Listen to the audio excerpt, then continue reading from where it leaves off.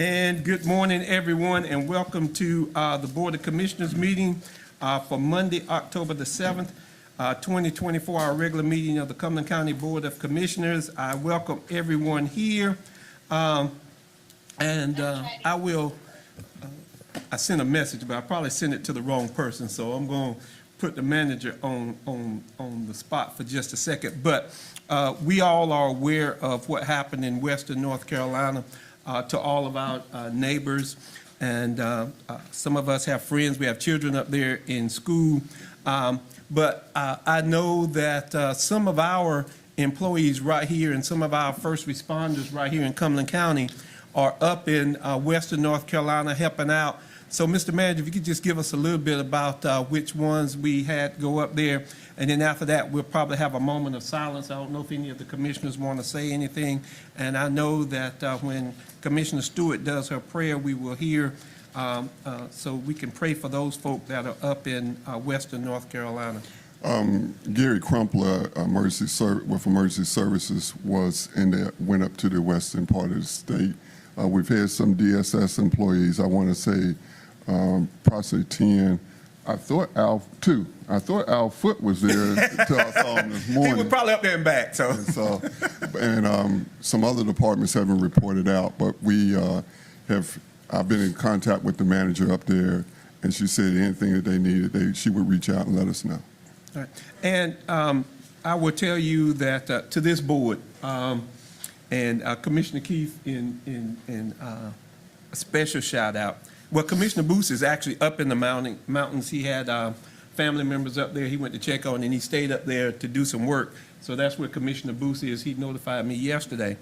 But to this board, vision is everything. And what we do really makes a difference. And Commissioner Keith and I last week were out when Fayetteville Tech was cutting the ribbon on the new section of the fire rescue, which was the burn center.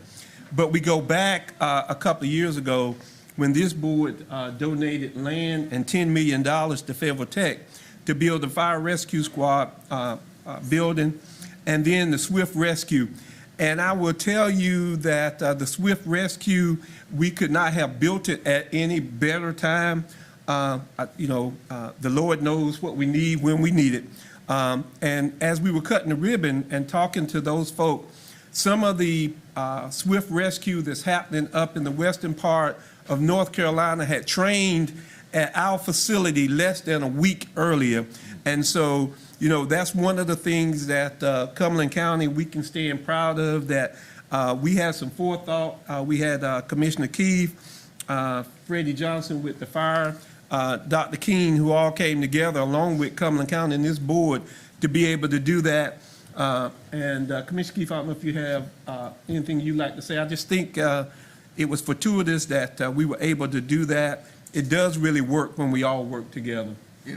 Commissioner Chairman, thank you for acknowledging that. Ironically, many of us remember today is actually the 8th year anniversary of Hurricane Matthew.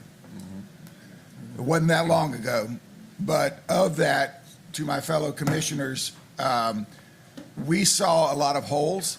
Some of that is our 911 center, which is now up and functioning. The vision of the commissioners helped that out. As Chairman mentioned, we saw during Hurricane Matthew, we had over 150 swift water rescues right here in our town. And we realized that there was a hole there that we were in a good position to fill along with FTCC. So every one of our hearts go out to what's happened in the western part of the state. And I hope that when the sun comes back out, and it will always come back out, that there'll be lessons learned in what we did up here. We can take that devastation that we had from Hurricane Matthew and be better prepared for everybody in the future. So thank you for acknowledging that. That's been a real good thing for us in Cumberland County to do. And it is Cumberland County, but we've had now all up and down the East Coast, they've come here to train. So we're saving lives all over this nation and all over the East Coast. And they've got a hurricane coming through Florida this week. And so we will pray for those people down in Florida also. So if you will stand, we'll do the invocation and the Pledge of Allegiance.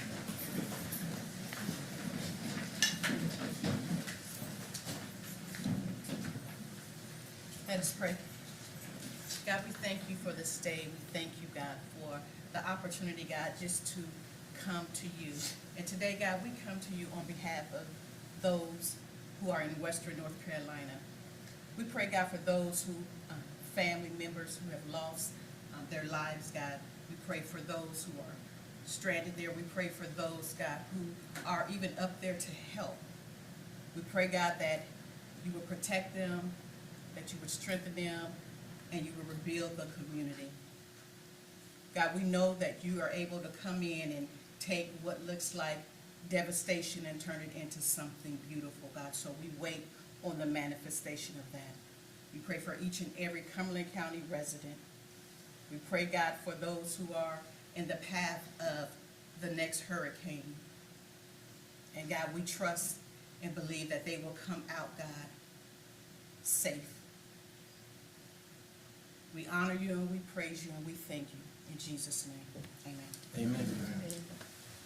I pledge allegiance to the flag of the United States of America and to the republic for which it stands, one nation, under God, indivisible, with liberty and justice for all.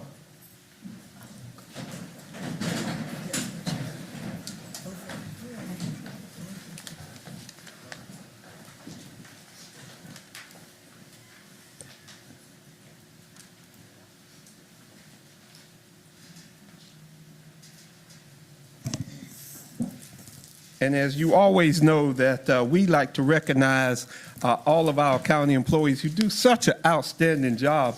And it really gives me great pleasure this morning to be able to do this. Some of these folk I was with over the weekend. Some of these folk I was with last week as we celebrate all of these people. So the very first one I'd like to celebrate is Mr. Al Foote. Mr. Foote, come right on up here.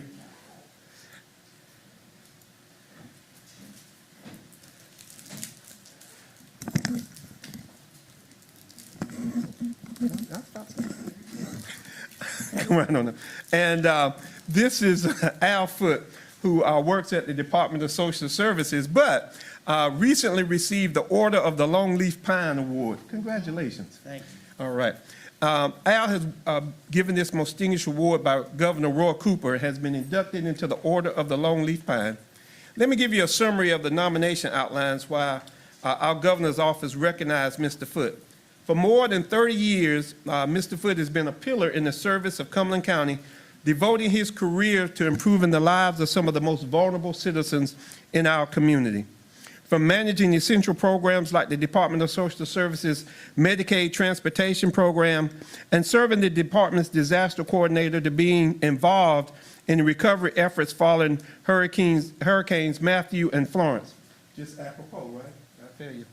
Mr. Foote represented the department on the board and later chairman of the Cumberland Disaster Recovery Coalition, which was the first North Carolina volunteer organization active in disaster local chapter after Hurricane Matthew, and was instrumental in receiving grant funding to support disaster recovery efforts for many citizens in Cumberland County under the direction of Ms. Brenda Jackson over Department of Social Services. I remember going to that meeting and the room was full of volunteers throughout Cumberland County. It was very impressive. His impact goes far beyond his employment with the county. Mr. Foote volunteers his time in other community organizations such as he's chaired the Cumberland Health Net, who assisted the city of Fayetteville with operating the Day Resource Center that provides valuable services to our homeless citizens. He has also been a steady hand at the Phoenix Center, formerly known as the Rape Crisis Center of Cumberland County. And another key chapter in Mr. Foote's career was his work when the Family Treatment Court was first established in Cumberland County. He supported parents struggling with substance abuse, and his compassion and dedication helped reunify families and guide them through incredibly difficult journeys. You know, Mr. Foote and I, when he was with the Department of Social Services in my day job, we were kind of adversaries. Well, I don't know. We were in court together. We worked together. We worked through some things, right? Mr. Foote has verbally announced his intent to retire, and as he prepares for his retirement, we were talking about this the other day. We talking about he ain't retired here from all those other things. We celebrate a legacy marked by leadership, compassion, and service. His work has touched so many lives, and he will leave Cumberland County and the community in a better place. Please join me in congratulating my friend, Mr. Alfred Foote, Al, for receiving the Order of the Longleaf Pine.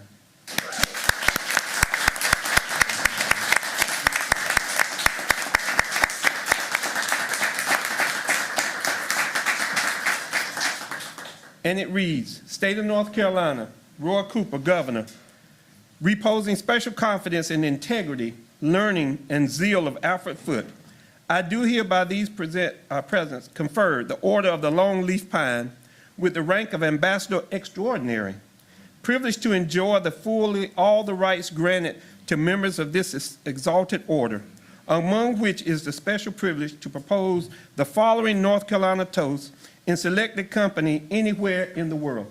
I can read this because I got a long leaf pine too. But I'll let you read it since now. Go right ahead. I can't read Oh, you ain't got your glasses on, huh? It is taken. That's why I was going to let you read. Here's to the land of the long leaf pine, the summer land where the sun doth shine, where the weak grow strong and the strong grow great. Here's to down home, the old North State, signed by Roy Cooper, October the 12th, 2024. Put your hand down. I ain't quite ready yet.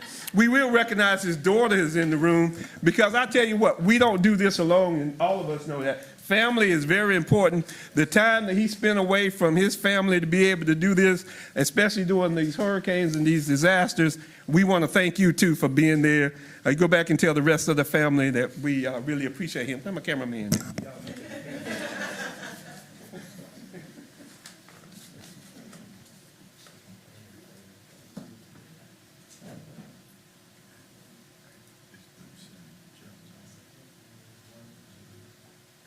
And Ms. Jackson, if you come on up here.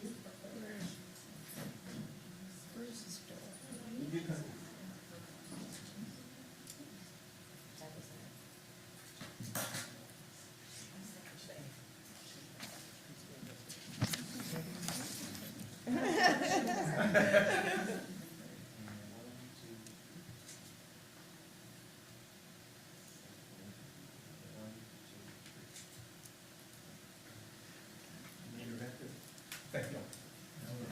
You got to stand here first. I'm going to let you have a moment. We got to get off the kitchen.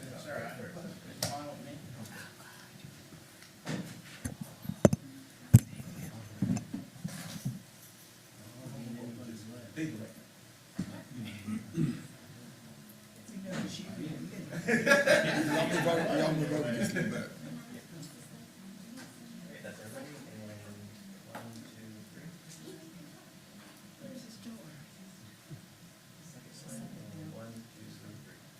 Well, Commissioner Council wants you back up. What's her name? So we just can't say daughter. Aaron, come on back up. Come on, Chef.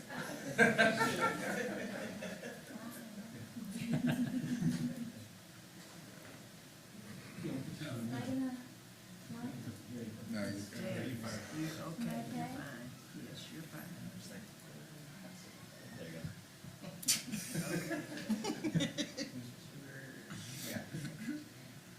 One, two, three. One,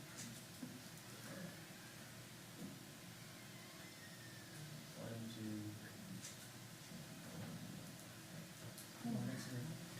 Thank you. Did you have this hand? I got it, baby. I don't know. I just want to thank, my parents aren't around to celebrate this with me, but they're the reason that I'm in the position I'm in. Their mindset, their values that they instilled upon me. So it's why I think that I got this award. So I'd just like to say thank you. And I did just get back from the shelter up at the in Fletcher, North Carolina, and it's just amazing. That's the little things that we do that make the difference to the people that we serve. And sometimes the people we serve aren't right here. They're other places. So thank you. I appreciate it.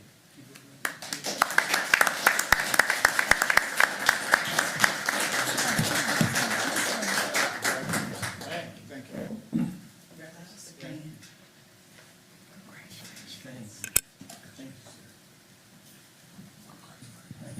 Thanks.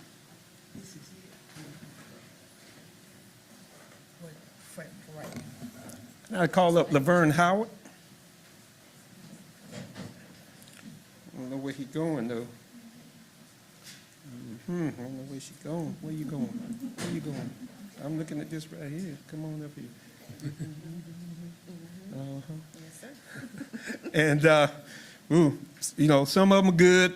Some of them are kind of heartfelt when they get ready to leave. And I know that the commissioners, y'all see all of these emails that come over from Laverne Howard. Now y'all can put a name with it so y'all know exactly who's been sending you those emails, keeping you up to date on all of that. I think we got somebody, where's Raw? We got somebody who'll go take her place because she's getting ready to retire. Already And- retired. Oh, she's, yeah, April 30th. So you came to see us. I did. That is very good. Presented to Laverne M. Howard, Planning Department. I thought I got something from you last week, though. Did I not? Oh, it must have been somebody. They're using your email, that's all. In recognition of outstanding service to the citizens of Cumberland County, April 30th, 2004 to April 30th, 2024, from the Cumberland County Board of Commissioners, October the 7th, 2024. Congratulations on being retired. I hope you enjoy it. Godspeed to you. If you want a couple of, Do I have to? you don't have to, no. Well, I just don't- stand I back don't here do and then. speeches. All right, well, we just take this picture right here. Back up just a little bit right here.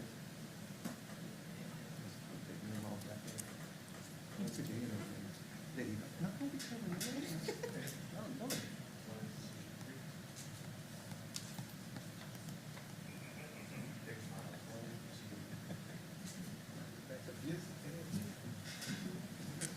Y'all gonna get up and down, y'all gonna step.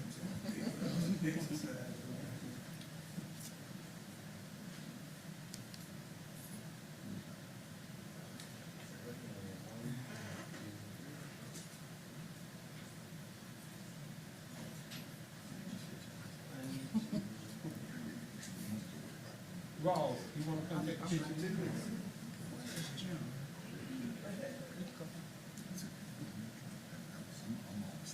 Stand in front of me. Don't get in front of Miss Council now. What you doing? Go stand in front of me. Go ahead, look at you. 1, 2, 3.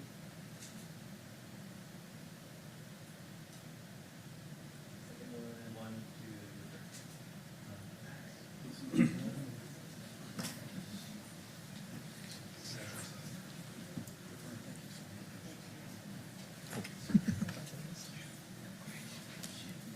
I still do it all the time. Oh, cool.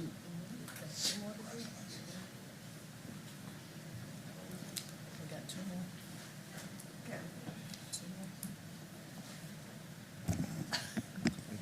You know, it's always a pleasure when we recognize our employees for doing such good work. Even though I was over at the health department and, you know, they were challenging me to, all y'all's people were challenging me to the jump rope contest. I had to take them out. Y'all go online and look at the video. They were laughing at me, talking about me, and then, they sent me on my way. But if the health department could come up. All y'all, come on. Everybody, come on. Y'all here, come on up in here. Come on up in here. Which one is it? Y'all got so many of them. This one. I tell y'all just, Lord have mercy.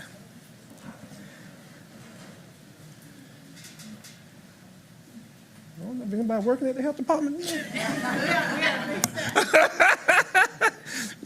Yeah, I know. I noticed the one that I beat didn't show up. I guess she didn't want. Anyway, this is recognition of the Department of Public Health Baby Store for receiving the North Carolina GlaxoSmithKline Foundation Child Health Recognition Award. The North Carolina GlaxoSmithKline Foundation Child Health Recognition Award honors local health departments, public health staff, and individuals for innovative, collaborative programs that improve the lives of North Carolina children. During the North Carolina Public Health Association Conference in September, Cumberland County Department of Public Health received the 2024 GlaxoSmithKline Foundation Child Health Award and $10,000. Oh, yeah. There we go. For the Baby Store program. In addition, 2 public health staff were awarded scholarships. The Baby Store is an incentive-based health promotion program that aims to create healthy moms and healthy babies. The aim of the Baby Store is to encourage new and current clients to schedule and keep their child and maternal health appointments and participate in home visits and health education services. Health department clients earn baby bucks by attending their appointments in Women, Infants, and Children WIC program, clinical services, care management, and newborn home visiting program. Health department clients who keep complete prenatal care appointments or participation in healthcare education programs such as smoking cessation, childbirth, parenting, and breastfeeding classes also receive baby bucks. Clients can accumulate baby bucks by keeping appointments in multiple clinics or attending a variety of classes.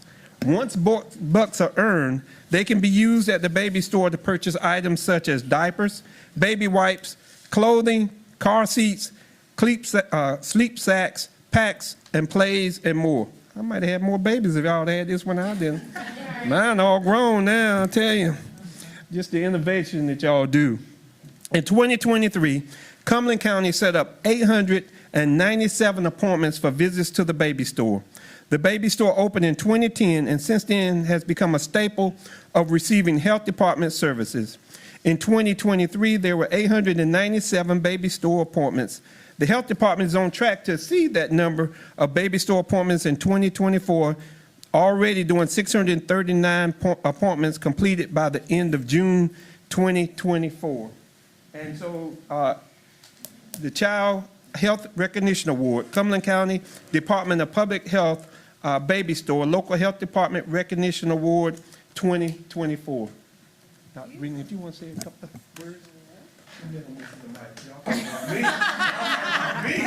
I never miss a mic. Well, I just wanted to say this is our health education staff that stands behind me, and they run our Baby Store on a daily basis. They help serve moms, and it's not just about helping moms come to their appointment, but really empowering them, helping them feel that it's set up. If you ever get to come see it, we'd be happy to take you on a little tour. It's set up like a store, and they get to shop, so it empowers them and makes them not feel like you're just kind of picking through bags of donated goods, but they're new items that have tags on them, car seats.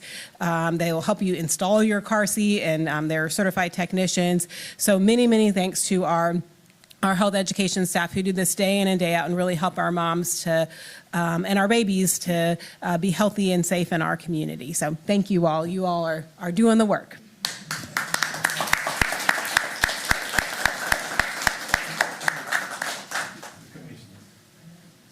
Yeah, another picture. I heard that already. Y'all don't know I hear that all that time. We'll send these to you. Come on in.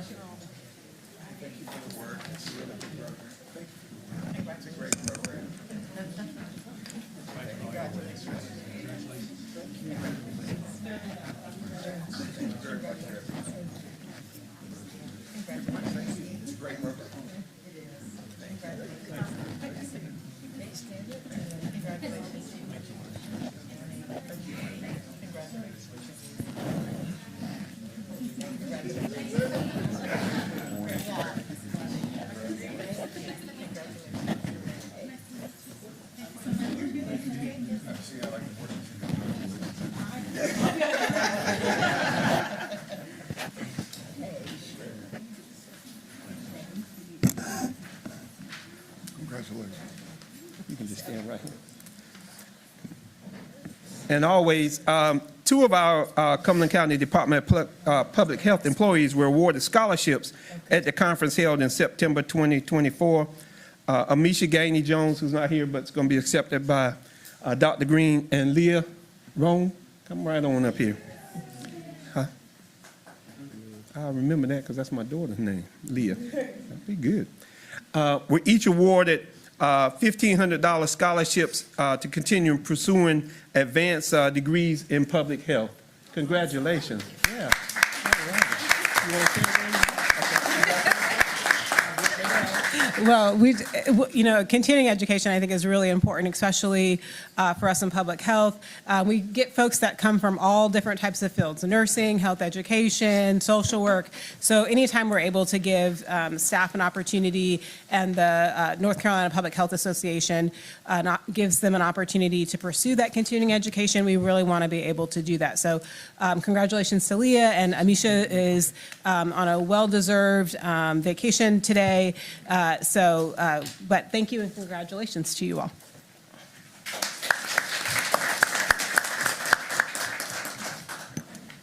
All right. Thank you all for being here. I know y'all got to get back, do that education. So if you want to leave, fine. If you want to stay, fine. So thank you all so very much, though. Yes. I'll give you a minute or two.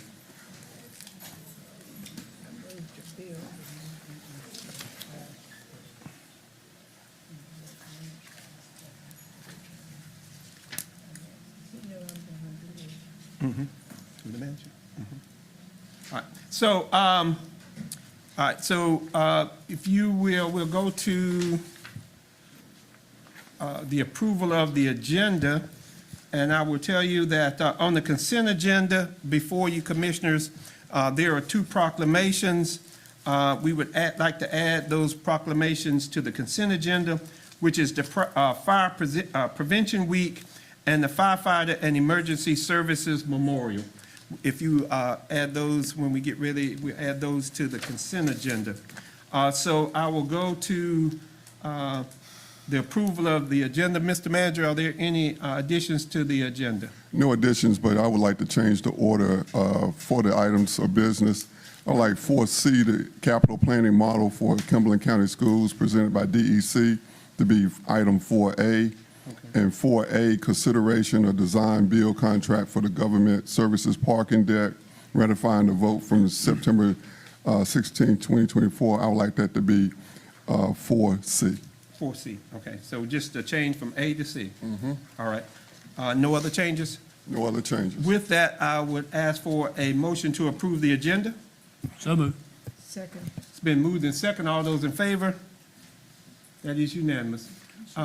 And Commissioner Jones is on the line. All right, so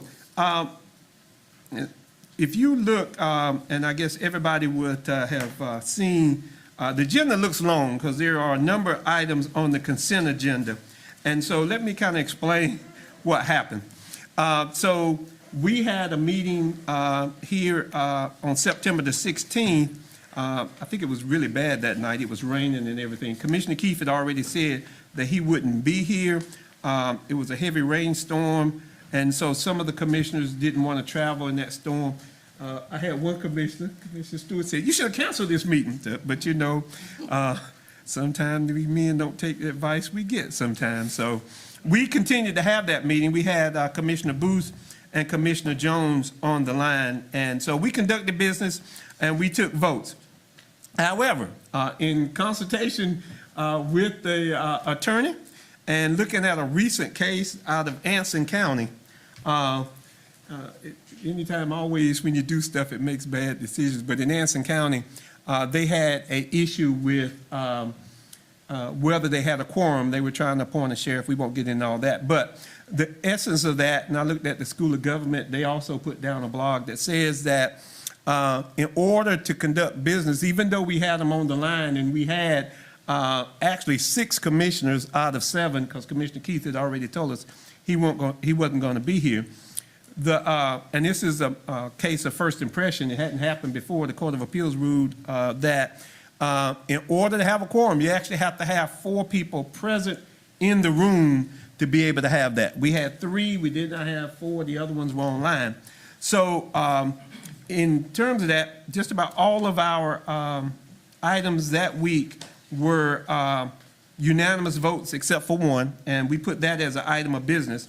So We don't know whether that's going to go to the Supreme Court. It may change, may not change, but to just make sure we are on the correct side, and we always want to do things in order, decent and in order. You will see under the consent agenda, the first consent agenda, well, it's a kind of not really this consent agenda, but A through T under 1 were all of those items that we did on September the 16th. We pulled out the parking deck because it was not a unanimous vote, and then we pulled out the two for the overhills and the overhill Parks and Water and Grays Creek, because we have to open that and close that. So I don't know if anyone has any questions. We're just ratifying all of those things that we did so that we make sure that we have a quorum and the votes go in order. If you don't have any questions, I take a motion to approve that. I move to approve Is there- as stated. Is there a second? Second. It's been moved and second. All those in favor? That is unanimous. All right. That will take us to the consent agenda, adding on those two proclamations. If I can get a motion to approve the consent agenda. So moved. Second. It's been moved and second. All those in favor? That is unanimous.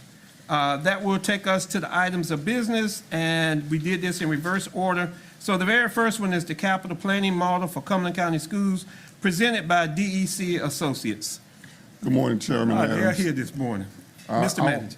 I'll start this off a little bit, and then we'll have a presentation by Doug and Andrew Carter regarding the current debt model we have. But as we've been talking about the Crown Event Center and the parking deck, we haven't talked about or gotten approval from you all on which direction to go with the educational funding for Cumberland County Schools and their debt model. And we're coming at a time when they're going to start wanting to do some major capital projects, high schools, some other elementary schools and middle schools. And we want to get guided, present the updated debt model and get your guidance on how to move forward. And I'll turn it over to Doug and Andrew Carter. Thank you, sir. It's morning, right? It is morning. Good morning, members of the county commission. Good morning. Mr. Chairman, Good morning. Mr. Manager. Well, I have 2 or 3 thoughts to start with. I love being an A instead of a C. Thank you for moving me. Well, I moved because I don't want to have to sit here, and I'm paying for you to sit here, so go right ahead. Number two, I'm sorry. Number 2, I feel like you ought to take my picture, but I'm not here for anything. And then number 3, it took 30 minutes to go 2 miles. There's growth in the city with roadways. Good thing. Can you pull that microphone toward you? I'm sorry. That's why it Yeah, goes over to you. that's right. There you go. Is that better? That's much better. Well, thank you. Okay, we're going to talk a bit more about your debt affordability models. We've done this before, and so let me just make sure I hit the right one. There we go. Real quick, what we're going to talk to you about today is just a bit of introductory background. We're going to talk a bit more about your capital investment fund, which you've had for many years. And then we're going to review with particular emphasis on the schools, the 3 separate debt affordability models that are maintained by the county. And then we'll talk just a little bit about moving forward and next steps. Okay? We talked to y'all in mid-March about the debt affordability models with particular emphasis in that meeting on the Crown Center and on the general model of the county that funds other general purposes. Y'all established in 2018, y'all hear from us so much, one day I'm going to say, what year did y'all put the CIF in? And every one of you are going to know that year. You put it in 6 years ago, and it has operated continuously in that 6-year time period. What we think this means for you is it puts you at the highest level of capital planning. You can compare yourself to the biggest and the best in terms of how you do affordability and capital planning. I think that's a check mark for everybody, but in particular to the elected officials who have kept moving in this particular path on how they do debt affordability. It allows you to separate capital from operating. And so you don't end up using capital dollars to balance the capital budget, the operating budget. And that's a real plus and how you've done this since 2018. And you also have a policy that says once you've met your fund balance policies inside your biggest fund, the general fund, once you've met those policies and an audit takes place, you move excess dollars into capital. So you don't continuously accumulate dollars in a fund balance in the general fund and don't put it to work. You put it to work. So I think that's a very big positive. There are 3 of them that I've mentioned before. We started with 1 in 18, and basically from that decided we needed to have the 3 separate entities operating. To show you how these things can move, the City of Charlotte, who is also one of our financial advisory clients, has 11 debt affordability models. And so it's pretty common that you would separate them to functions as you track revenues and capital expenses. As I said earlier, we're going to talk a bit more today about the schools and how we move forward in planning for the schools. I think the good news is, and I said this to you before, all of your debt affordability models have affordability currently. And it's not minor dollars, not at least minor in my definition. We all need more dollars, but there's goodly dollars in each of them.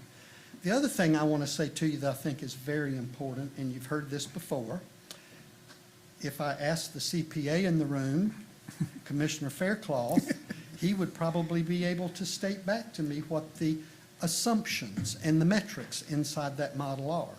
We model for you on what I would call a very prudently conservative basis. We don't model so that you get hit by unknowns.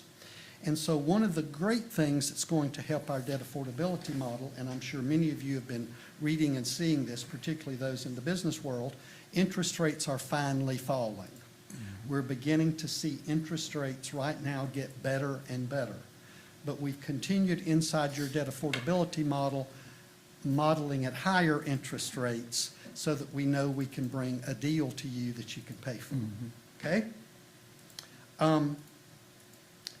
After today's meeting, your manager, who is also a very good financial person, as you know, wants these things to move forward, and appropriately so. So hopefully after today, after this meeting, after you've had thought, we'll begin to move forward on all the models again. And we'll continue, at least on an annual basis, we've done it every year as long as I can remember, update you on where those models are. You're going to hear again today just as you did about 6 months ago. Just to give you a little background before we go into the models, the model itself. In your current school model, and you'll see this in a minute, we have a bit over 150 million in bonds that could be issued with the current revenues that are dedicated to that model. We've been running the model for a while. You saw it the last time we showed it to you, with an assumption of 163 million, which was the number that came to us from previous management folks as a number that they wanted to see put in there. Currently, if we do the whole 163, we would have to have a little adjustment in revenues. We always show it as an equivalent of the tax rate. But there's substantial funding in that model. We're just going to need to look at how to use it. Now, I want to show you a graphic before Andrew comes up to talk to you about the models themselves. And this is one that you guys have seen before, but I think it's very instructive as to how this debt affordability models and what is important to it. First, you always start out with your revenues. We budget those conservatively, as we said earlier. You have projected expenses, and inside your debt affordability model, you have debt. You have a level of pay-go so that the model is not fully debt funded. And then once you take your projected revenues and deduct your projected expenditures out into the future, you obviously end up with decisions. And what happens to those revenues and expenses? So what does often happen? Projects move slowly. Y'all have seen that before. We hope for them to move at a certain pace.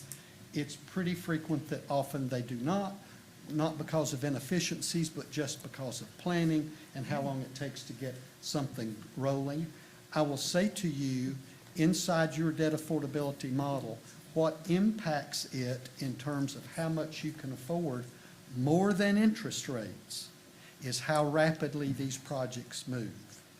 And so a great part of the planning that will be done throughout your models, but I think in particular as we begin to look at schools more and more into the future, is what is their actual time schedule? When will they really happen? And what we do so that we can demonstrate, not only to your staff, but to others, is what-if analysis. If you build it this year, here's how much affordability you've got. If you build it a year later, you have improved debt affordability, and this is how much you have. And so we attempt. But the costs go up the longer you wait. That is the worry. That is the worry. Although I will say to you this, I was in a meeting the other day. I think we're beginning to see a leveling. You know, we were seeing extraordinary cost after COVID. But at least what I hear from a number of people is we're beginning hopefully to see leveling and not I mean, if we continue, I guess I better do it this way for you guys. If we continue to see the cost increase at the levels they were, I mean, you talk about not being able to afford anything or difficultly. So I think hopefully we're beginning to see that downward curve come down. Will it ever go down? I wonder. No, it's not. But if we can get Not it for long, leveled, that certainly helps in the planning. Also, actual debt costs being lower than what we projected. Here again, we project your debt at 5%. If we issued a 20-year deal for you today at your high credit ratings, it would cost you about $350, about 3.5%. Wasn't that long ago that it would have been 4.25%. So you can see how rapidly these interest rates move. Thankfully, that's helping us a great deal. Then we look at revenues being higher, all of these factors that contribute and force out that new capacity. Okay? Any questions on any of that? So some of these projects, we need to move forward as we get, because of this leveling a little bit. Right. It would probably help, but I think, Mr. Chairman, you and other members of the commission raised a good point. We have to look at timing related to what we think the cost Right. will be. That's right. If we ever come to a leveling time, then we can more adequately look at how would timing do this. And I'm going to give you a real example on this. In North Carolina, we pay principal once a year and interest every other year, okay? If we just sold all our deals after December the 30th in a fiscal year, we would have no debt service in that year. So the real key is can you plan it so you don't issue it from July 1st to December 31st and issue it in the first part of the year? It's dynamics like that that have an impact. Got Commissioner Keith. Yes, sir. Yeah, okay, so I think everybody understands that we're not going to go back to pre-COVID costs, Yeah, okay? exactly. And the leveling off, I agree with, but it costs more in labor now. Even though you're leveling off the material, labor is higher, inflation is real. So my question with all of these, and especially in the school models, is as commissioners, we have a judicial responsibility to invest in the community and not simply spend in the community. And anytime you're doing a school project, there's an investment, okay? It's a huge investment. I think the numbers are, for high schools, are well over 100 million. Middle schools are not much less, and elementary schools are still in the 50 to 60 million. Big investments for us to say yes. But we have to look at what does that do to the surrounding area of a community, right? Typically, right now in Cumberland County, we have school. If you build a new school in an area, time and time again, it has shown that it impacts the area and growth happens. Is that what your experience shows you?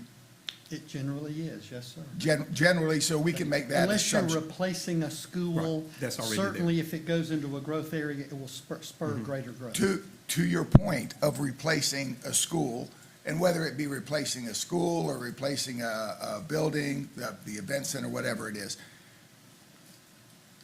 We've got three schools right now that are well over 70 years old that are on the most traveled commercial street in all of Cumberland County. If we were to replace those schools in that same time, it would not really affect the area around it with additional growth, additional taxing income, correct? Perhaps. Well, that wasn't very.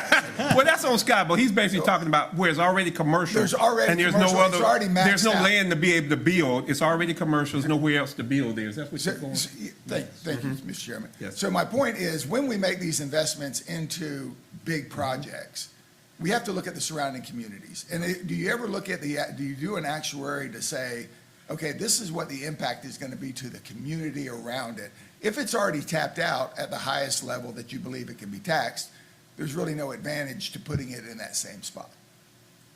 Yeah, are you following me? Yeah, oh, yes, sir. Okay. Are all of those legitimate assumptions for us to make when we're deciding on some things like this? I would say that there very likely are. You have to know a community, you have to know what's happening.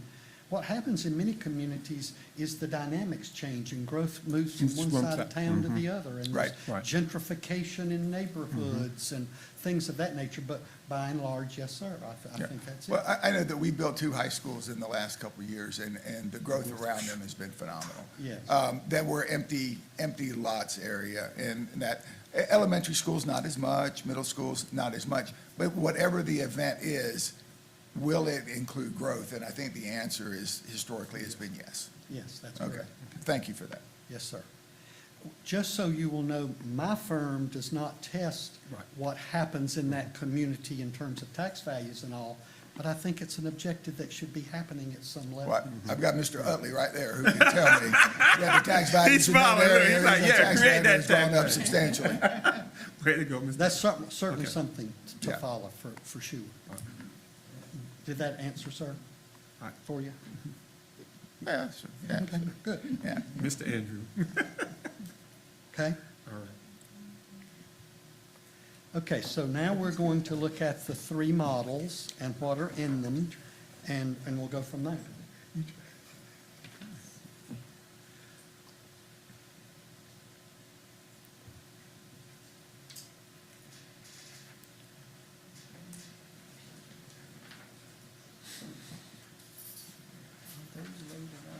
They are.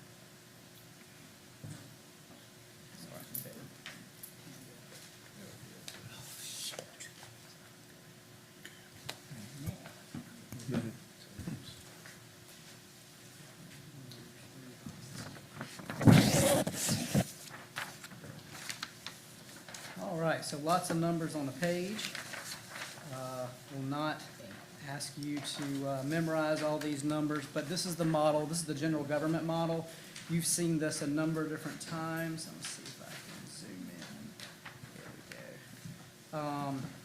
As Doug said, there's a good amount of capacity. This particular model has about 316 million in forward-looking projects. You'll see we have a column for what you've already done, the currently issued debt service, that's all in there. And then the rest of the columns that are to the right there in the expenditures, those are all future projects, so those have not been issued. As Doug said, sometimes timing is very important. We have the general services parking deck. That was scheduled to be done before December 30th of this year. That's going to slip a little bit into the beginning of next year. Wait a minute. A couple months, I'm Are sorry. we doing, I think we have something, I understand that the school model. Just the school. yeah, so we don't have the other model, so. We're going to go real quick through these. Okay, go and real talk quick about through that, because I was schools. about to say, all we Yeah, had we're was. concentrating on schools, I think. So, Yeah, but no, just go ahead and give us the other just ones wanted too. to show y'all Yeah, there you this go. particular model. So we don't have this one. This is the one that's on the board that is the general government finance model. This is the general government The bill. general government, Okay. correct. So that includes the Grays Creek Water Project that we're looking at, the general services parking deck that's going hand in hand with the Crown Center project, the general services center that's looked at to be done in 2026. Of course, we will relook at timings on all these. You know, it's been a little while, and so some of these projects may have slipped by a few months. We're looking at the courthouse improvements in 2028, and then another water expansion all the way out in 2038. So we're looking pretty far ahead in this particular model. But as I said, no new revenues needed in this. It's about $316 million in additional spending. So this model is healthy and good and ready to roll. We'll do continued updates on it as we get the ACFR. I know Robin's working very hard on the ACFR now to get all that done, and that's when we'll tick and tie fiscal '24 to all of this and give us our new projections. But So as of basically, we now, got enough money to pay for this and what we budgeted at. most definitely, Okay. most definitely. All right. Keep steady. So this board is doing steady. excellent on this. Yes. Okay, just making sure that everybody knows. Exactly. The next one we'll talk about quickly is the Crown Center. Obviously, that's your next big project that we're looking at doing. Y'all are starting to take Mr. contracts. Manager, I'm are we sorry. going too fast? No. No, These, okay. we good. We're No, good. you're good. Oh, it's not him. You better ask me. You asking the wrong person. These guys up here just got to get it. That's the accountant over there. I got two accountants. They understand all of that. The rest of us, the CPAs, you got to get the rest of us along. That's what you. We're on, Going too rapidly, Mr. Chairman? No, you're doing fine. I'm already on tomorrow. Yeah. This is the Crown Center, and of course, it's an enterprise fund, so it churns its own revenues. It's not supported by any property tax funds from the county. We have the currently issued debt service, of course, and the next project, of course, is building the new Crown Center downtown in conjunction with that parking deck I talked about. That'll be used for both the General Services Center and be used for parking at the Crown Center. Yes, sir. Well, no, I just want to make sure, because as we out in this community, people really don't understand the Crown Center. They believe that we're using tax dollars and general funds to pay for this. This is a separate food and beverage tax. It's not our general fund. It's not taxpayer, well, it is taxpayer money on another end, but it's not taxes that we use to do our general fund. It pays for itself through the food and beverage tax. That's Is that correct? That's correct, Mr. Chairman. There's a few other in there, Right. but the big Yes. dollars are The food and beverage. And let me say this to you really quickly about this, and I could be wrong, so don't quote me.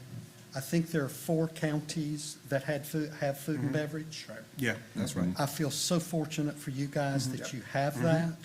It's been a very productive tax. Right. It was exceedingly productive during COVID because everybody was having food and other things, not just food, but, well, we don't tax food, back clothes and other things delivered to their homes while they were home doing a little shopping for lunch hour. And so it's been a very productive tax for you. Right. And you're one of only 3 or 4 counties. There is no ad valorem. No ad valorem tax. taxes in here. Commissioner Keith. Yeah, real quick, since we're going over this one right now, and I can't really read it that well, but I think I know the numbers pretty well. Tell me again the growth rate that you're looking at for this one. For the hotel, motel, and food and beverage Yeah, taxes? you can separate them. Are they the same? They are, and Right. it's 1%, I Okay. believe, so we're very conservative on that growth.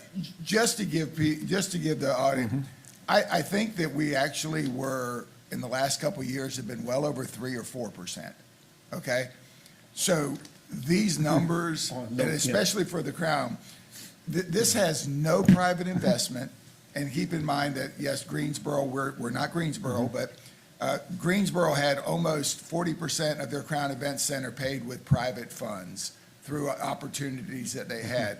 This is zero private funds, so any private funds that we are able to help will help to mitigate this debt service. Is all that true? That is correct, Mr. Commissioner. Yeah. We've been advisor to the city for many years of Greensboro, and we're advisor on that transaction. It got closer to 50 once all Wow. the numbers Okay. came out. And we engineered a method so that people didn't have to put all their money in up front. They could contribute it over several Yeah. years. And so there are methods to handle all of that. And I would encourage this community, as best you see it, as a means to do it, to see if there's ways for private investment to come here. And what's the interest rate on this one? 5. Okay, so you guys have given the perfect storm of the worst-case scenario ever, and we still make debt service. Correct. Right. Yes. Okay, I will say one comment because I think disclosure is very important. We do have, because there was a projection in an earlier study, that there might be some positive cash flow out of this itself, okay? And so those revenues have fallen into this model.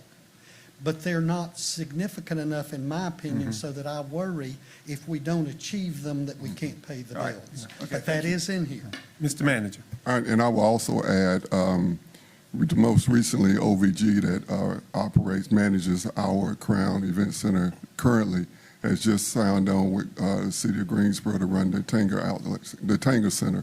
So the synergy there with acts and events that would be coming, that could come right down from Greensboro to Fayetteville, adds on to the projected revenue too. Yeah. All right. Okay. Yeah, I think you're absolutely correct. No outside revenues. It's all supported by the revenues of the center, and we've attempted to make this as prudently conservative as we can, so it is kind of a you worst-case got the one scenario. And you will see the operating cost in here as well as the capital cost. Right. Because it's a truly enterprise fund. Right. Right. Okay? True. And the enterprise fund, we just, so that our listeners understand, has to pay for itself. We've got several enterprise funds, the landfill and those, and they have to basically pay for themselves. This is essentially operating what most of us know as a water and sewer fund that pays Right. for itself out of its revenues. This operates in the same fashion. Right. All right. Thank you. So that's the only project, capital project that's currently in the Crown model. Of course, as Doug said, we have the operations, revenues, and expenditures in here as well as you'll see pay-go projects that we have into the future. Obviously, even a new building will need some maintenance into the Right. future, as well as continuing to operate parts of the old Crown Center will continue maintenance. So we've attempted to capture all the expenses that we could in this particular model. I promise this is it. One of the reasons I like the most conservative model ever, Mr. Chairman, is it does give us capacity as pay-go costs go up, Right. if costs continue to rise. I wish the pay-go number could be bigger. So we saw it as opportunities because we're off on the good way on revenues and on the expense side to maybe create some synergy inside the model between operating and pay-go. And you will also see that the model has to use some of the fund that's been accumulated into the future to pay the debt service. That's the beauty of having fund balance. So if anybody ever says you got fund balance, you don't need any, yeah, you do. And of course, one last thing you'll see up there, 0% investment.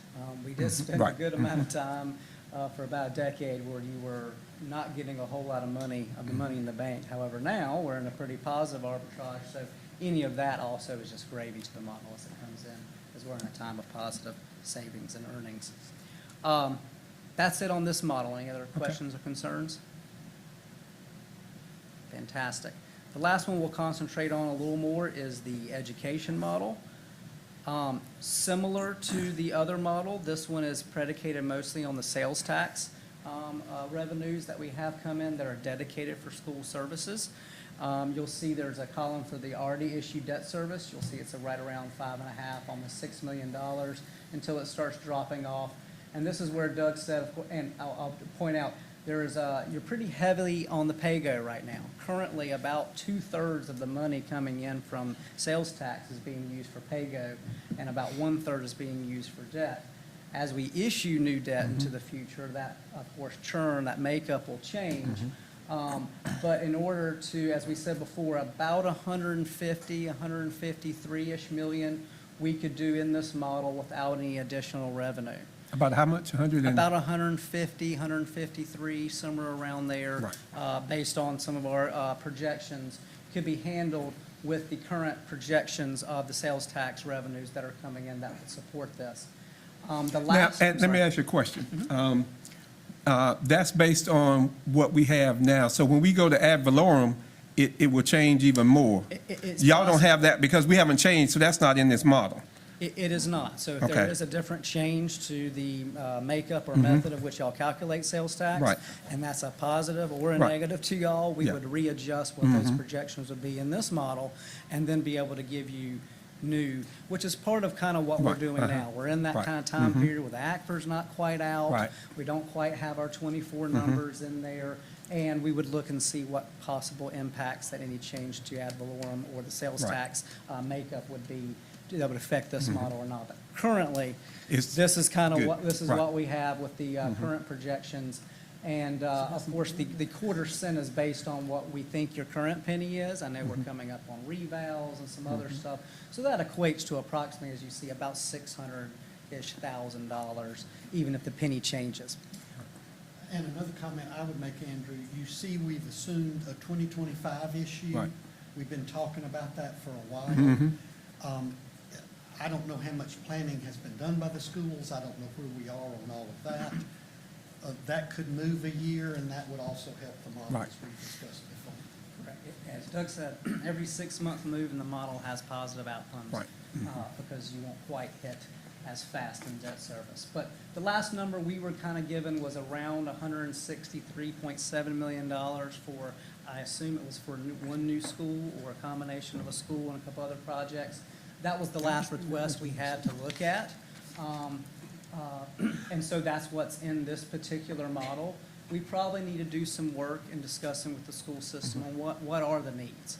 We've kind of looked at just one project, but what's beyond that, of course, that we can start layering in, just as we've done on the general government model. Y'all are looking more than 10 years ahead on that.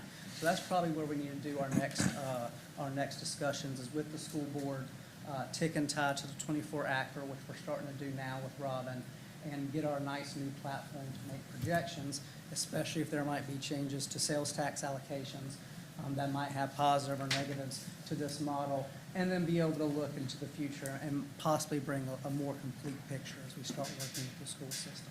All right. Right, Andrew. I just want to do a couple of what I consider policy things. I'm thinking back to my day when I worked for the city of Charlotte and looked at numbers all the time. What really makes this model work is look how quickly the debt service pays down. Right. As that debt service pays down, you get to add new debt. Another thing that I think is really instructive in this model, as Andrew said, we're going to change the composition, but as you'll see, we did not have to ding the pay-go. We didn't have to go down 5 million on it. It just, it has a little growth starting in 28 or 29, 1% or so a year, but we kept a double-digit number in there, as you can see in the pay-go projects. I'm happy about that. Now, how did all of that get achieved? Look at the fund use column, the one on the right. It's all red, right? Here's the other beauty of y'all's policies and never putting this money in another place. We do have to spend down the fund balance to get there, down to a low of about 5 million, which is within our policy. But that use of the current money you've got in the bank helps smooth all this out. If you hadn't done this planning and that money wasn't there, what would have to be done to get this done wouldn't be pretty. So now you've left yourself in a good position with the size of the fund balance, how we're going to spend it. I believe we won't use that much because we've been conservative, but you'll see that every year and know. So the model works because of pay down of debt. We have retained a goodly number for pay-go. I wish it could be bigger. And then we have used some of that fund balance so that we can blend increasing debt service and retention of the pay-go. So basically, what you're saying is because the commissioners were foresight in terms of being able to do this CIP, we're in a very good position.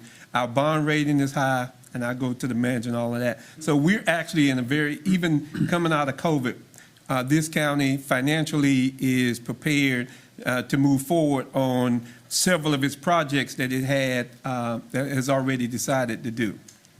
When you add the total up of your projects, it's a considerable investment in this community Right. between the Crown Center, the general investments, and the school investments. Can So, you- Yes, sir. You tell me what that number was, because I didn't see all the, you have 2 charts up there that I didn't see, so we got 3 numbers. What does that number add to, by the way? Gosh, it was 300 and something in the first one. 316, 163, and there was another number. Yeah. And the middle one, that was mostly for the Crown Center, which is the 145 145. y'all have for the budget on the. Right, and that's through the food and beverage to be able to pay that. Yes. So it's 600 145, Yeah, we're 163, 624 million is what I, Right, 310. You're approaching 700 million. gotcha. right. And I'll say, y'all really did it at the most opportune time, because although we didn't know it at the time when COVID hit, we had 3 or 4 years of sales tax going up double digits year Right. over year. And instead of that falling into the operational budget, Right. y'all kept it captured on the capital side, Yeah. which has helped increase the fund balances, which allow you to do more and shave off the other revenues that you might need. So So it gives us the opportunity to move forward on some of our projects. Mr. Exactly. Manager? Yes, currently, we don't have the highest bond rating part, but when we get ready to issue that, everybody knows where the next goalpost is. So when we issue that, the anticipation is that we will get AAA Okay. on our bond issuance. And as far as the ACFA is concerned, we're on schedule.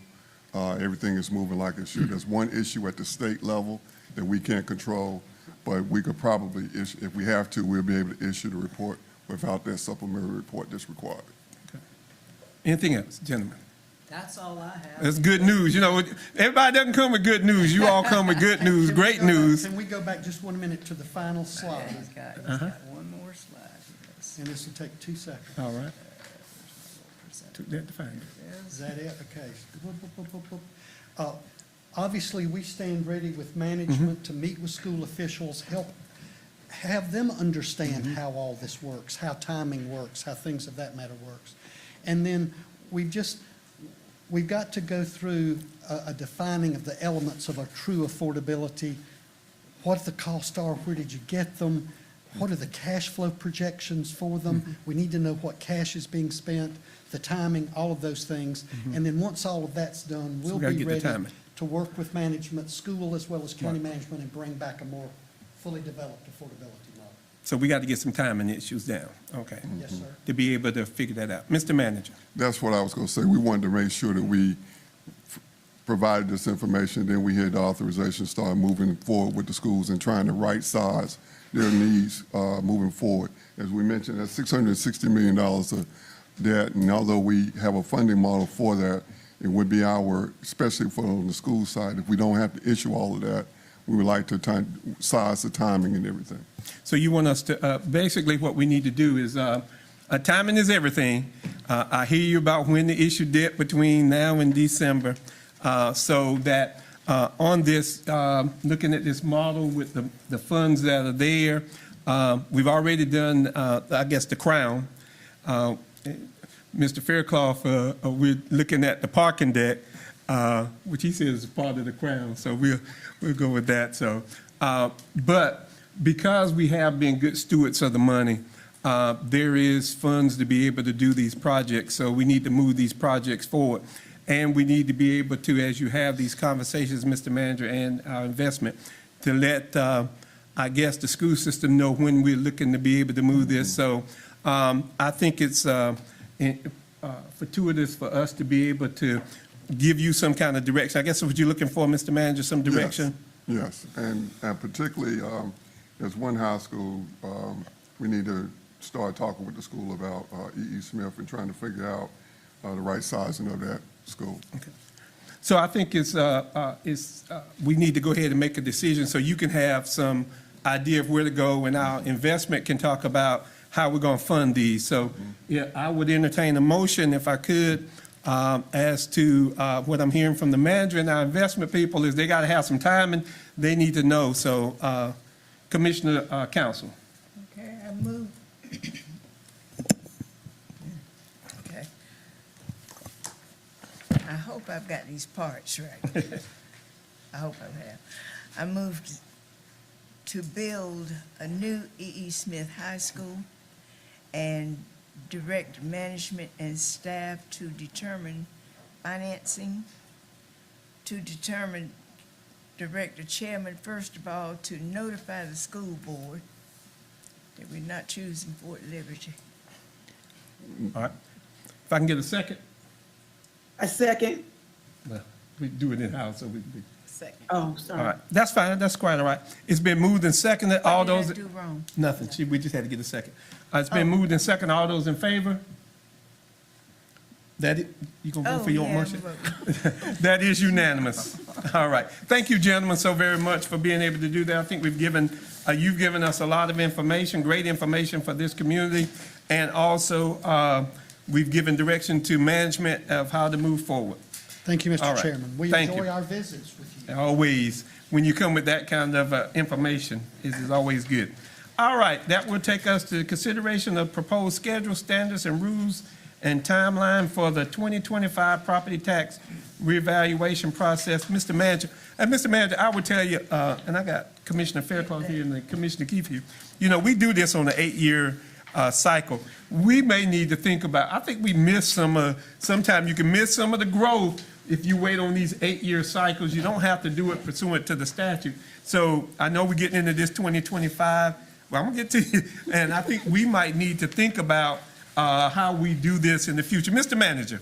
I guess you took the words right out of my mouth. Joe Utley, tax administrator, is going to present the schedule of values, but that's one of the things that we've been talking about, that maybe our revaluation cycle is too long and we do not capture the growth properly, and that sometimes, like the last time we had revaluation, we were on the back end of a decline. So we will be bringing that recommendation forward.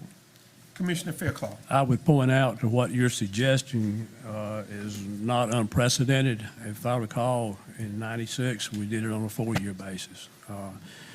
And for that very reason, there was tremendous growth here back in the '90s. And we had not seen that growth up until the last few years since the '90s. But we did do that, so it's not impossible to do.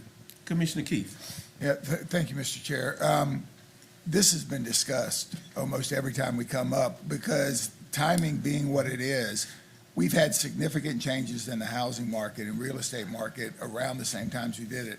And Joe, if I'm not mistaken, just to prepare people, that the state statute also mandates that if there is a certain amount of increase or decrease in the market, that as Board of Commissioners, we're required to give a new evaluation. Is that right? That's correct. And I believe that's true. And It happened in Guilford County. Well, They made them go back and do in Guilford. Actually, it just so happened that our timing was, because they had a spike just this last year, 2 years ago, right? Right. So I think it tipped almost every single county in the state. Yeah. We just happened to be coming up on our 5-year. Already in line for one.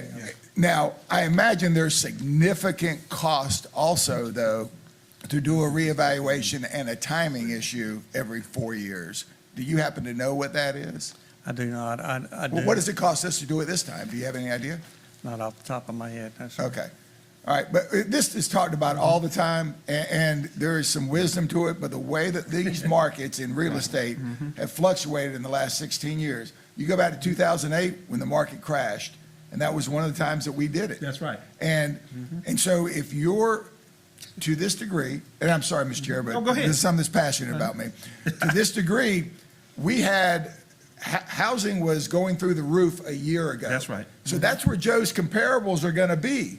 You may not get that same amount Right. today as you're getting now. So homeowners and property owners need to make sure that they look at where their tax values are, and if there's discrepancies, they need to know this. We're only as good as the data we have. And the data we have right now, comparables sold at a high level about a year ago. All right, thank you, Mr. Chairman. All right. We didn't take all your thunder, did we? No. I'll go right ahead. I'm good to sit down if you're, if you want me to. No, Go right ahead. all right. Well, good morning, Mr. Chairman. and Good members morning. Of the Board of Commissioners. This morning, I wanted to present to you the schedule, standards, and rules, or the schedule of values for the 2025 revaluation, and ask you to call for a public hearing to implement them. It's important to note that the schedule of values developed by our staff is the first step in the process and serves as a framework or foundation to determine values. Until the appeals process for the schedule, standards, and rules is completed, values cannot be finalized. This presentation will talk about an overview of revaluation, an overview of the schedule of values, some critical dates for the adoption of the schedule of values, important dates for the homeowners, and also some methods of communication with property owners. Just quickly before I start, I wanted to introduce, I have Tammy Botello here. She's the Chief of Real Estate and Mapping, and Wayne Robinson, he's our appraisal supervisor. And they are both very key players in this revaluation. All right, so first off then, I wanted to start with what is a revaluation. Revaluation is simply the process of appraising all real estate at fair market value at present use value as of January the 1st of a specific year. We conduct the revaluation because we want to equalize all property values at 100% of fair market value. And just as you were alluding to, this is important because all our tax values now are set for 2017. So that's, as we know, a lot has happened since then. So our fair market value in North Carolina is the true value in money. We assess at 100% of market value. And one of the things we want to do is reestablish tax equity and fairness. So our revaluations, as we talked about a little bit, we're required by general statute to do one every 8 years, and we are on an 8-year cycle, though it has varied in the past. And our last revaluation was January the 1st of 2017. And I think it is important that our revaluations are done by in-house staff. There is a lot that goes into a revaluation, and our staff started this process about 3 years ago. So we've been working steadily on it. Some of the things we do is we conduct neighborhood reviews. We do cost studies and develop the cost models. We look at vacant and improved property sales. They are reviewed, analyzed. So far, we've reviewed about 55,000 sales. Market models are then developed based on the similarities between neighborhoods, including the location, age, and characteristics. For income-producing properties, we value them using the income and expense data that's collected. We do that through surveys and site visits, and then those income models are applied to those properties. So to talk a little bit about the schedule of values, it is governed by General Statute 105-317. We have to have one before each revaluation of property, and it must be adopted by January the 1st of the reappraisal year. And it has to be presented no less than 21 days before when the schedule will be adopted. And we will be meeting all of those timeframes. Our schedule values is developed by the staff. It serves as the framework or foundation for the revaluation. Values cannot be finalized until the appeals process for the schedule of values is completed, and we're anticipating that to be December the 5th, when that will be, the appeals process will be completed. And again, the purpose is to describe the methodology and procedures for appraising all real property at market value and present use value. And once it is adopted, it will apply until the next general reappraisal. 1 second, I got Commissioner Keith. Thank you, Mr. Chair. Joe, can you go back about 2 slides and you talk about the income-based vacant and improved property sales, analyze market models developed based on similarities between neighborhoods, income and expense data collected, surveys. Am I wrong that apartment buildings and multifamily housing are income-based and not property-based? The apartment complexes are income. They're valued on Why is income that? approach. Because we're in the services business. These are families. They go to our schools. It's not like a shopping center or the mall that is a commercial building that is based on income. Why are multifamily housing that have families that require services on an income level instead of the regular, like a single-family house? Okay, so the people, we're valuing it as apartment complexes are sold on the market by the income appraised. Investors typically will be the ones buying the apartment complexes. The tenants themselves aren't taxed. It's the owners of the apartment complexes. To my point, these are big corporations that have a number of these apartment complexes that none of the money is leaving our town, but we're left with supporting all of these families for services that they require. And even for the city of Fayetteville, whether it be bus service, whether it be public health, whether it be the school system, regardless of what it is, you're basing their tax value the same way you would a strip shopping center or a commercial building that doesn't require any of those same services. So are we mandated by general statute, or that a multifamily house is an income approach, or is that a decision that is made locally? That's a decision that's made by our office, but it is consistent throughout out the state that a lot of the counties are going to value them based on income. We have to value it based on cost, sales, or income. And again, the owner of that property is the one that's going to pay the taxes on it regardless of how we value it. But I would argue with you that the value of it based upon the services needed in a multifamily house and the services needed at a strip shopping center are completely different. And there are apartment complexes with hundreds and hundreds of units that all require services. And if we can look at this locally, and just because other people are doing it one way doesn't mean it's the best for our community. We have a lot of rental units in our community. So, is there any way is there any formula that we could look at just so the commissioners would have an idea of what the difference is? You understand what I'm asking, Mr. Manager? Yes, I do. Okay? Yeah, we would. Are you willing to fight that fight? We would make a proposal if we would go back and evaluate and bring it back to you both ways. Now, my thought would be if we would need to add we had to come up with the cost for those additional services and add them onto the income and expense Well, evaluation of it. So you can do the methodology and Yeah. bring it back to us Yeah, to we'll look bring at? it back to you. Because what you're saying is that some impact our budget and some do not. well, families live in multifamily housing. Right. Families need services. Right.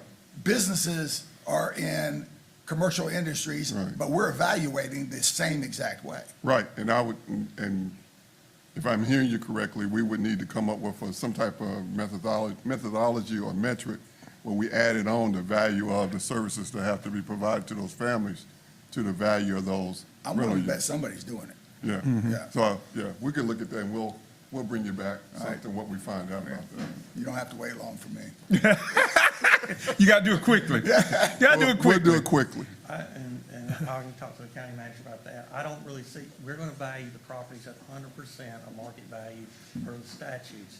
It doesn't say anything about, but then you can tag on extra to that market value because of services. But- And I think as a tax office, we will get in trouble as a But county. you just said that it does allow you to evaluate them differently.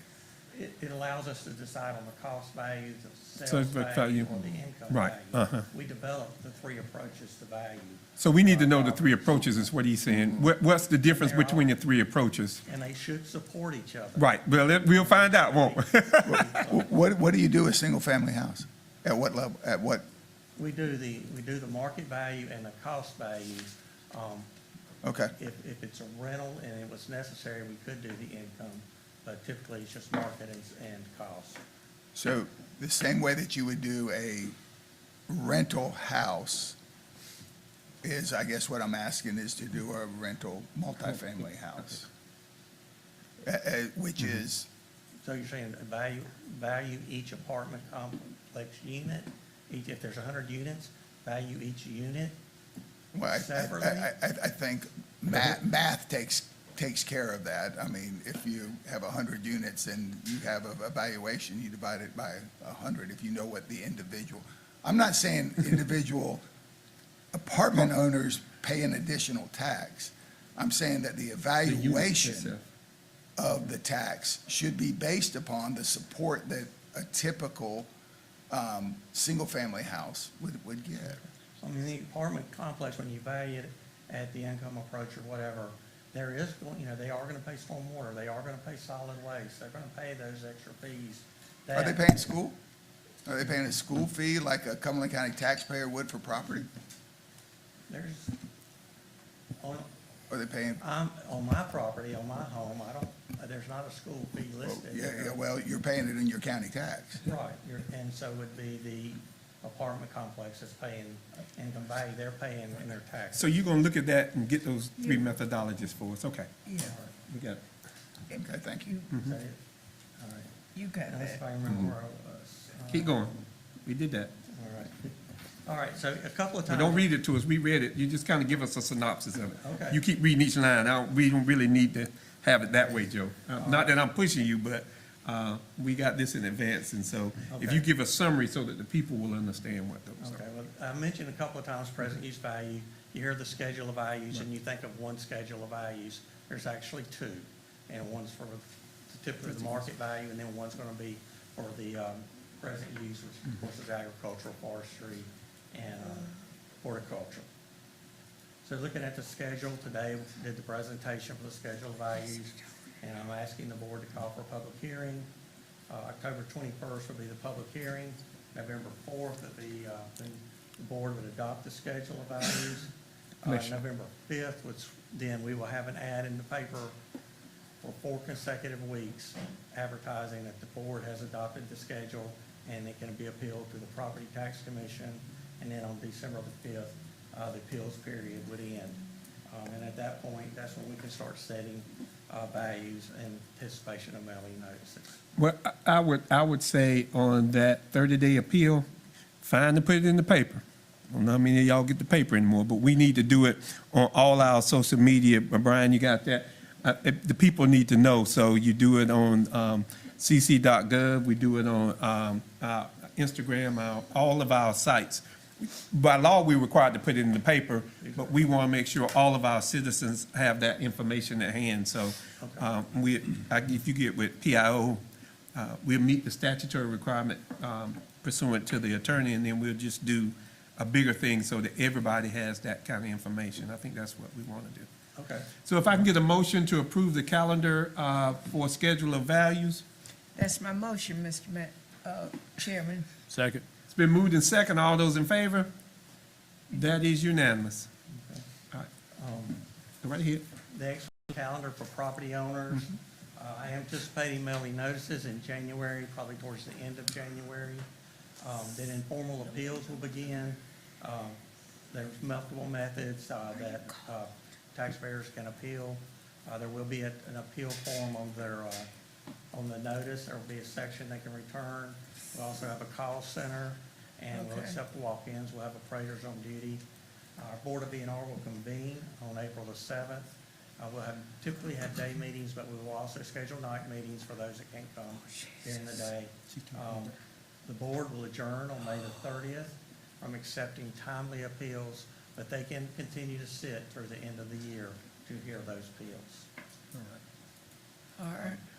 We're going to communicate with taxpayers. There will be a revaluation brochure that's frequently asked questions and answers with their notice. And then they can get information on the appeals process on their tax valuation notice. There are going to be press releases. We'll have information on our website. And then there will be, we'll have videos on our website too, talking about the reappraisal and also how to appeal their values. Okay. And then if people want more information, customer service line, or they can go to our website. And lastly, I do want to read this, I don't miss it, but it's, in conclusion, it's my recommendation that the Board of Commissioners direct the tax administrator to maintain a copy of each of the proposed schedule, standards, and rules in his office where they shall remain available for public inspection, and we do have that already. And then direct the tax administrator to publish a statement in the newspaper having general circulation in the county stating the proposed schedule, standards, and rules to be used in appraising real property in the county have been submitted to the Board of Commissioners and are available for public inspection in the assessor's office located in the Judge E. Maurice Raswell Courthouse, 117 Dick Street, 5th floor, room 570. And also that a public hearing on the proposed schedule, standards, and rules will be held by the Cumberland County Board of Commissioners at their next regularly scheduled meeting on October 21st at 6:45. Thank you, Mr. Utley. All right, thank Now, you met the statute, so we make sure you, those tax folk, all those CPAs and those accountants keep us right on line. Thank you. I think it's important, as we do this, we're not going to move through this quickly because we want our citizens to be able to know. Thank you so much, Mr. Utley. And we would use Yeah. PIO to make sure All everybody's right. informed. You're doing an excellent job. Thank you so very Thank much. you. All right, that will take us to the consideration of the design build contract for government services parking. We don't need you, Brian. Thank you so very much.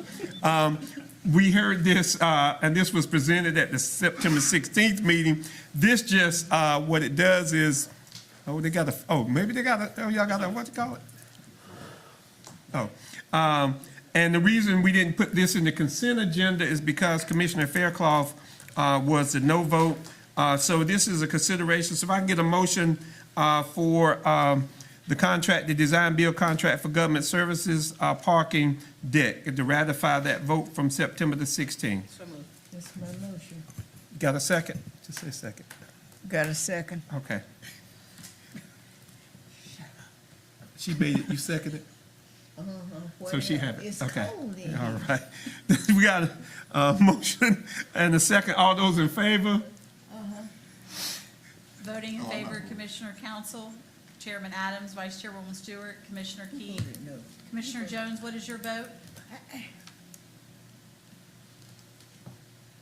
We're ratifying, so her vote was a In yes back favor. there. So it was a ratifying of that I vote. said in favor as well. Can you all hear me? Yes, we heard you. Thank you. We got you. And Voting- those are opposed?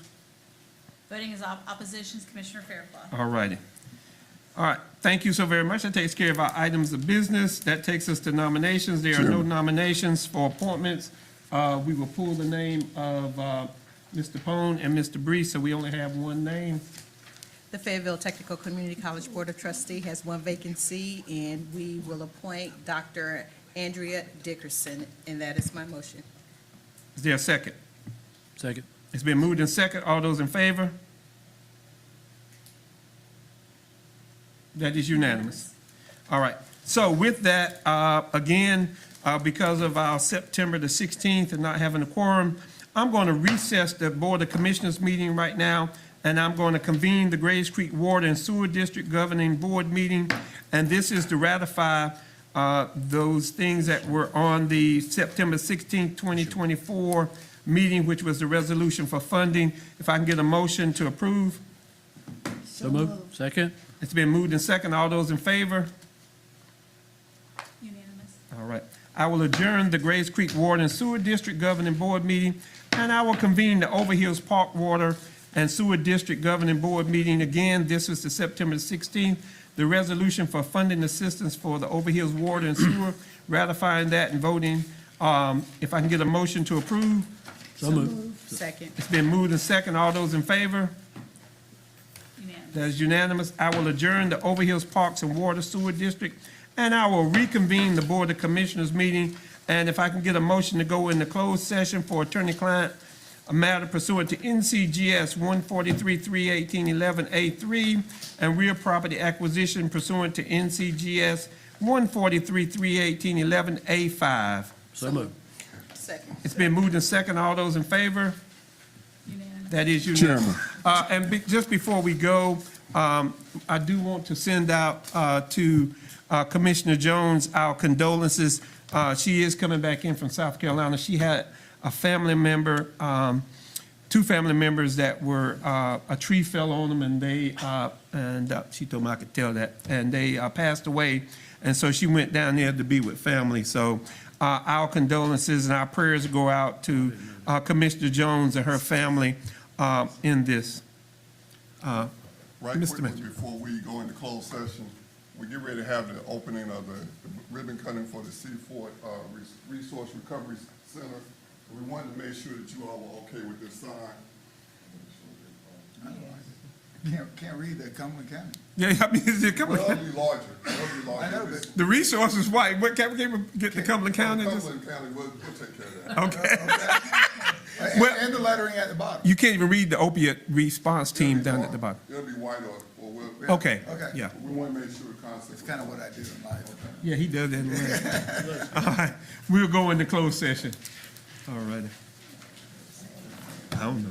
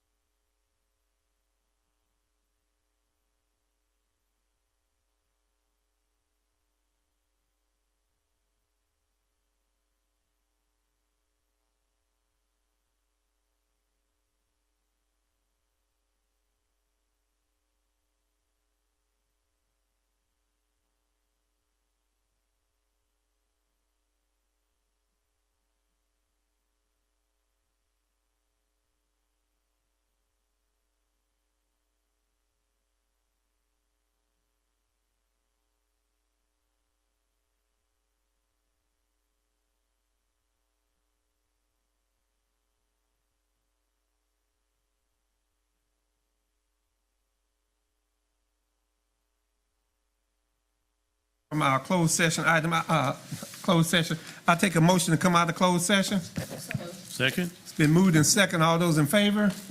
That's unanimous. And I'll take a motion to adjourn. So moved. Second. It's been moved in second. All those in favor? All right. Don't forget y'all pink light bulbs.